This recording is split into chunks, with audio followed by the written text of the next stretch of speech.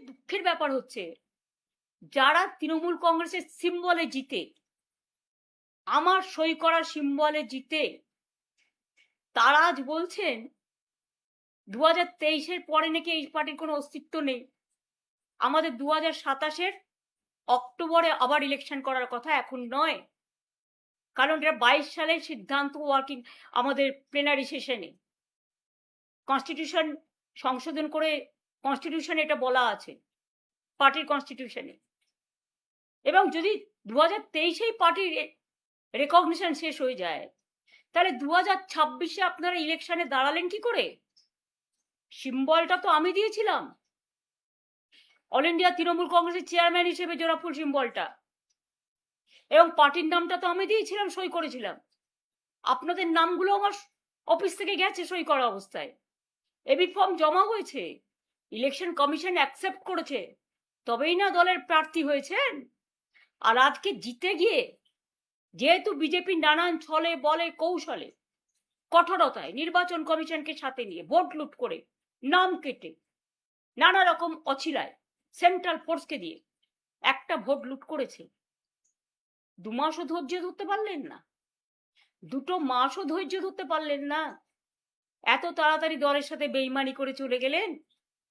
আর বেইমানি করারও তো একটা সীমা থাকা উচিত। পার্টির সাথে বেইমানি না করে, যে পার্টিটা আপনাদের কাছে জন্মদাত্রী মা, আপনারা তো সরাসরি বিজেপি করছেন। এখন বিজেপি করবেন আর তৃণমূল বলবেন, এটা তো হতে পারে না, কারণ তৃণমূল কংগ্রেসের আদর্শ বিজেপি বিরোধী। মনে রাখবেন, আমাদের একটা আদর্শ আছে, আমাদের একটা নীতি আছে।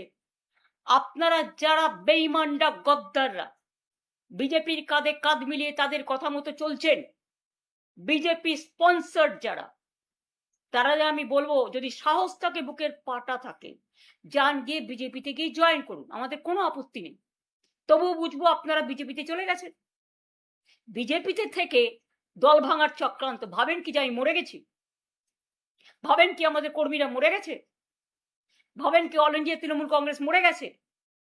মনে রাখবেন, আপনার পক্ষে আছে বলে সরকার, আপনি তাকে দিয়ে নির্বাচন কমিশনের কাছে কমপ্লেন করিয়ে আপনি সিম্বল কেড়ে নিতে পারেন।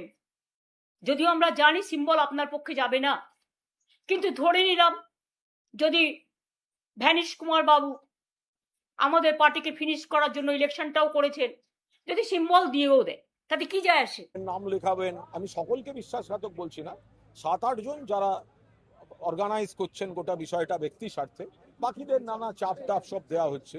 তো সেখানে যদি আরেকজন কেউ গেছেন, জনগণের সঙ্গে এদের কোনো সম্পর্ক নেই। বাংলার রাজনীতি, বাংলার উন্নয়ন, বাংলার স্বার্থ, এগুলোর সঙ্গে এদের কোনো সম্পর্ক নেই।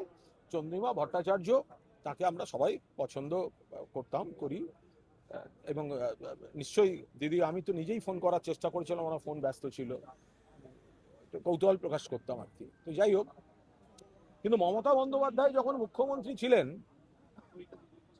তখন দীর্ঘতম যে মন্ত্রীর দপ্তরের তালিকা ছিল তার নাম চন্দ্রিমা ভট্টাচার্য। তখন কষ্ট হয়নি, তখন দুঃখ হয়নি, তখন অভিমান হয়নি যে আমি সবটা নিচ্ছি, এক নিঃশ্বাসে মানে এক নিঃশ্বাসে উনি বলতে পারবেন না, এক নিঃশ্বাসে বলতে পারবেন না উনি কতগুলো দপ্তরের দায়িত্বে ছিলেন। তো এখন আজকে মমতাদি ক্ষমতায় নেই, ওনাদের মনে হচ্ছে অন্যদিকে যাই। প্রথমে ওনার একজনকে পাঠিয়েছেন, গতকাল উনি বসে থাকাকালীন 15 মিনিট বাড়তি বসে থাকতে পারলেন না, আমরা সবাই পৌঁছে যেতাম। তো সেখানে ওনার মনে হয়েছে যাবেন, তো উনি সেটা আস্তে আস্তে সেদিকেই এগোচ্ছিলেন, গেছেন। কি করা যায়? গতকালকের ঘটনাটা কি একটা শুধুমাত্র স্টেজ যেটাকে ব্যবহার করে না, তার আগেও ওনার পরিবারের একজন ঘনিষ্ঠ ওইদিকে গেছেন, ফলে এগুলো তো আমরা দেখেছি।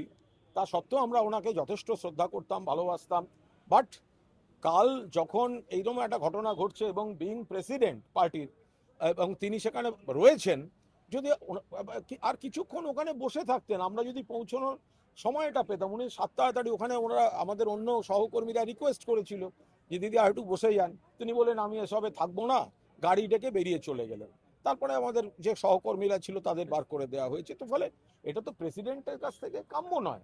তো আমি আবার বলছি, মমতা বন্দ্যোপাধ্যায় যখন মুখ্যমন্ত্রী ছিলেন, তখন দীর্ঘতম কতগুলি যে উনি মন্ত্রী এই কবছরে ছিলেন এবং সব প্রেস্টিজিয়াস দফতর ইনক্লুডিং ফিনান্স, তো তখন মনে হয়নি আজকে একটা কথায় নাকি খারাপ লাগছে, একটা কথায় নাকি দুঃখ হচ্ছে, তো তখন অতগুলো দপ্তর পাওয়ার আনন্দে বোধহয় গোটাটাই ছিল একদম মানে সর্বাঙ্গ সুন্দর। তো সুতরাং আজ হঠাৎ এগুলো মানুষ সবাই দেখছেন, চিনছেন। যখন মমতা বন্দ্যোপাধ্যায় মুখ্যমন্ত্রী তখন সব থেকে বেশি সংখ্যক দপ্তর যিনি পেয়েছেন কার্যত, তার এখন মনে হচ্ছে না যে আমি যারা মমতাদিকে অস্বীকার করছে আমি তাদের সঙ্গে যাব, তাদের সঙ্গে বসবো, তার ব্যাপার। এর সঙ্গে তৃণমূল কংগ্রেস পরিবার, তৃণমূল কংগ্রেসের কর্মীদের কোনো সম্পর্ক নেই। এবং সেই বার্তা এবং তারপরে আজকের ঘটনা, এটা কি মানে সেই ঘটনায় খারাপ লেগে আজকের ঘটনা, নাকি সেটাকে কালকে ওই কোনটা কি প্রমাণ হয়ে গেল আজকে? কোনটা? কালকে ওনার যে কথাটাকে উনি বলছেন খারাপ লেগেছে বলে আজকে সিদ্ধান্ত নিয়েছে। যার কথা খারাপ লেগেছে বা যাদের কথা খারাপ লেগেছে বলে বলা হচ্ছে, তো বলা হচ্ছে, তো এখন সেখানে তো তিনি আমাদের নেত্রী বা আমাদের দল যখন তাকে একের পর এক দফতর দিয়েছে, একবার বলেছেন যে আমি এইটা নেব না, আরো কয়েকজনকে দেয়া হোক? তখন তো সেটা মনে হয়নি, তখন মোরে আরো আরো আরো দাও প্রাণ। তো সুতরাং মমতা বন্দ্যোপাধ্যায় যখন দেয়ার জায়গায় ছিলেন তখন আমি আঁচল পেতে নেব, আর মমতা বন্দ্যোপাধ্যায় যখন প্রাক্তন তখন আমি অন্য শিবিরের দিকে যারা মমতা বন্দ্যোপাধ্যায়কে অস্বীকার করছে আমি তাকে অস্বীকার করতে যাব, এটা কি করে হতে পারে? মানুষ দেখছেন, এদের সঙ্গে সাধারণ মানুষের, সাধারণ কর্মীদের কোনো সম্পর্ক নেই। বাংলার মানুষ দেখছেন এবং এই ভয়ঙ্কর অকৃতজ্ঞতা রাজনীতি বাংলার মাটি সাপোর্ট করবে না। এটা বৈঠকও না, শিবিরের কোনো ব্যাপার নেই এখানে। যদি আমি বিধানসভায় এসেছি, আমার কতগুলো যে নথিপত্র দিতে হবে আমাদের, যা এখানে পেনশনের জন্য, তো সেই জায়গায় যদি আমায় সেই নথিগুলো নিতে হয় কিংবা কি আমায় দিতে হবে সেটা জানতে হয়, আমাকে তো একটা ঘরে বসতে হবে। সেই ঘরটা নিশ্চয়ই সরকার পক্ষের ঘরে গিয়ে বসবো না, বিরোধী পক্ষের ঘরে গিয়ে বসবো। আমি তাই বসবো। একটা বিষয় সেটা হচ্ছে যে আজকে আপনারা মন্তব্য করেছেন বাড়ি থেকে বেরোনোর পরে যে কালের নিয়মে সবাই অন্য করে যেটা আমি সেখানে পা মিলাচ্ছে। আজকে কি আমরা ধরে নিতে পারি যে ঋতব্রত বন্দ্যোপাধ্যায়দের যে শিবির সেখানে আপনি যেতে চলেছেন? না না, আমি কালের নিয়মে চলতে হয় সকলকে, অন্য পথে যেতে হয় সেটা বলিনি। কালের নিয়মে যেখানে নিয়ে যায় পথ সেখানে যেতে হয়। কালের যাত্রার ধ্বনি শুনিতে কি পাও, তারই রথ নিত্যই উঠাও। সুতরাং সেটা আমাদের মনে রাখতে হবে। সেটা যেখানে যেদিকে নিয়ে যাবে সময় বলে দেবে। আপনারাও দেখবেন, সবাই দেখবে, আমিও দেখবো, আমাকেও কাল কোথায় নিয়ে যাচ্ছে। আপনি গতকালের ঘটনার প্রসঙ্গ তুলেছেন, আপনি মর্মাহত সে কথাও বলেছেন, কিন্তু তারা অভিযোগ করছেন যে আপনি কেন তাদের বাধা দিলেন। আমি কাকে বাধা দেবো? আমার কাছে আসেইনি তো, ওরা আমার কাছে আসেইনি। আমার কাছে ঢুকলে তবে তো বাধা দেবো যে এই ঘরে ঢুকবো না। তা আমি কোথা থেকে বাধা দেবো? কাদের বাধা দেবো? তাহলে আমি বলি যা সিকিউরিটি রাখা, সেগুলো তো ওখানে রাখা থাকে, দলের পক্ষ থেকে রাখা থাকে। তাহলে তাদের বাধা দিলে তো তারাই দেবে। আমার ঘরেই তো ওরা ঢুকে না, কেউ ঢুকেনি। বলছেন যে আপনার যে মান অভিমান মমতা বন্দ্যোপাধ্যায়ের কথা যে আপনার মনঃক্ষুণ্ণ হয়েছেন, এই বিষয়গুলো আগে হতো না? কারণ আগে আপনার কাছে প্রচুর দপ্তর ছিল, আপনি বড় মন্ত্রিত্ব ছিলেন, সেই সময় ক্ষমতা ছিল, তখন আপনি আমি আবারও বলছি যে আমার নিশ্চয়ই লোকে দেখেছে যে আমার অনেক ক্ষমতা আছে, আমার অনেকগুলো দপ্তর, কিন্তু সেই দপ্তরে আমার নিজস্ব মতামত নিয়ে আমার দপ্তর কতটা চালাবার ক্ষমতা ছিল সেটা নিশ্চয়ই আমাদের শ্রদ্ধা মমতা ব্যানার্জি তিনি নিজেও জানেন, এবং এটা আমার বলার দরকার নেই। কুণালবাবু কী বলছেন সেটা নিয়ে আমার মতামত প্রকাশের কোনো জায়গা নেই।